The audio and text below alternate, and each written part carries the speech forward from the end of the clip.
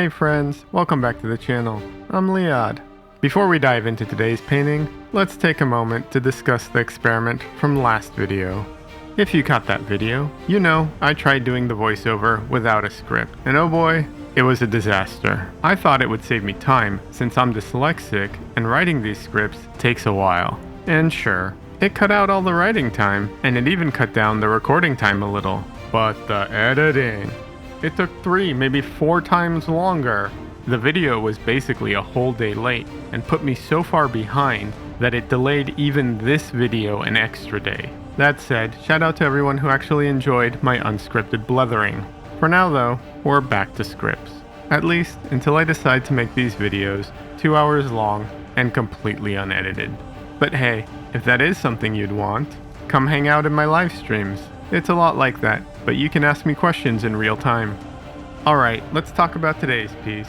This is a 9x12 oil painting on ABS, and it's all about showcasing one of my favorite reds, Quinacridone Rose, which I use in place of Magenta as my primary red in my CMYK palette.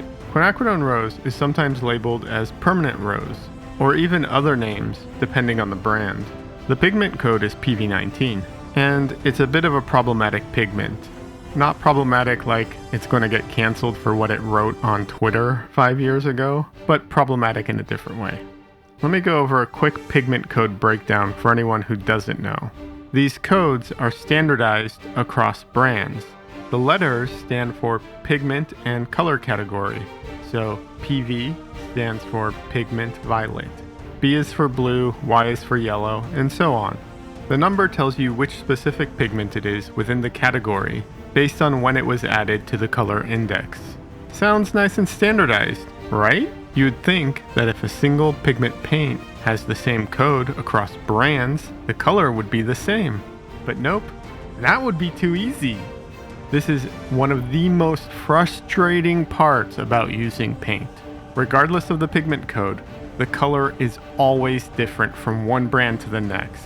Sometimes drastically different. And PV19 is one of the worst offenders.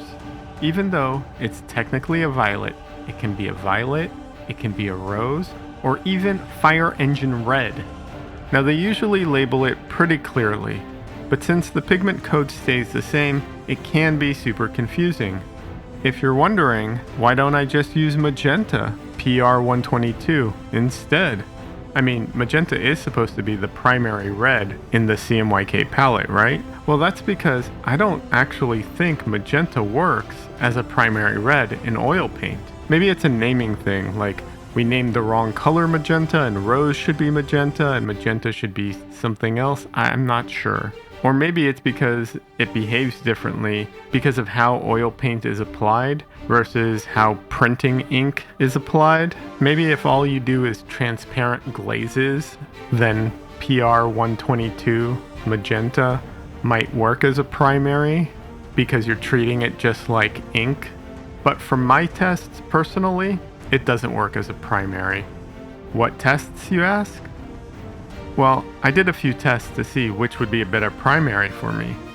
The first thing I tested was, using my CMYK palette, could I mix my rose to look like a magenta or vice versa?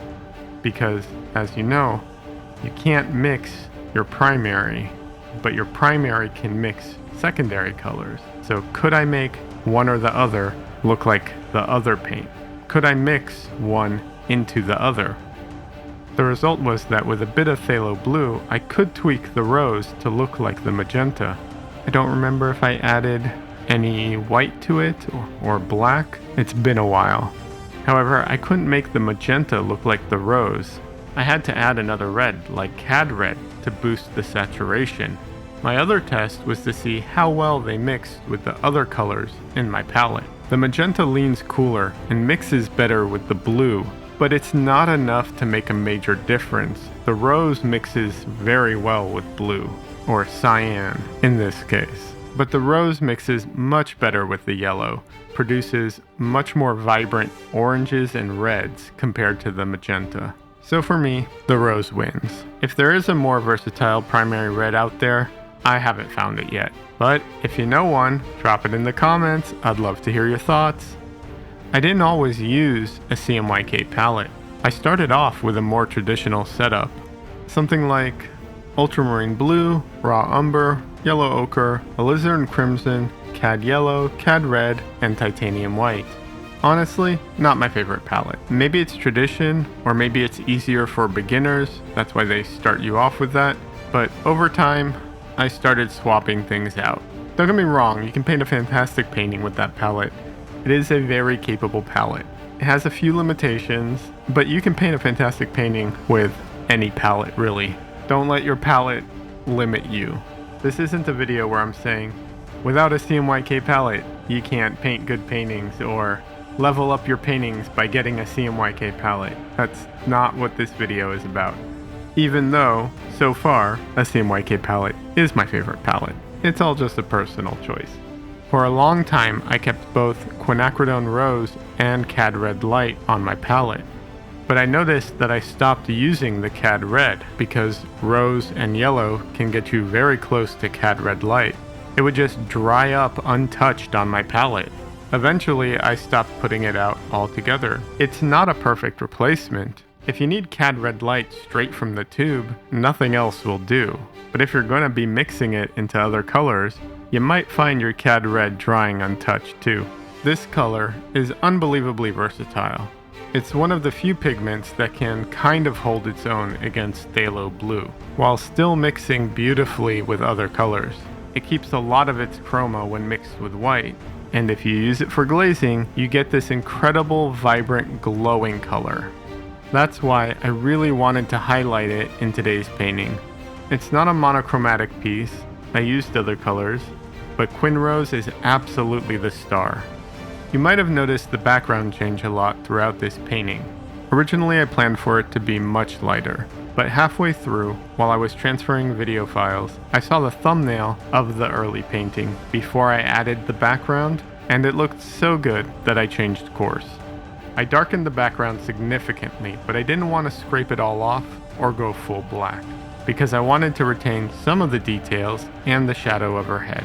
One thing I didn't include in this painting was showing how much Quinacridone Rose can shift towards reds and oranges.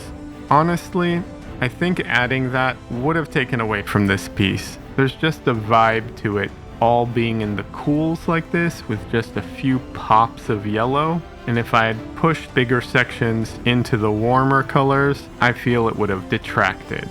But because I do want to highlight just how capable Quinacridone Rose is, here's an example from a previous painting.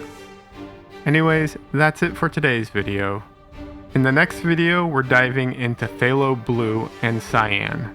So if you're into color theory, stay tuned. If you enjoyed this, don't forget to like, subscribe, and hit the notification bell so you don't miss out on any videos.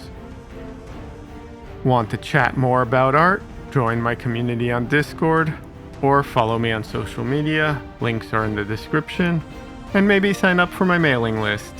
And if today's painting caught your eye, and you want to take it home, or you think it'd be the perfect gift for someone, it's available on my website for the special price of $250. Have an amazing week, and as always, happy painting.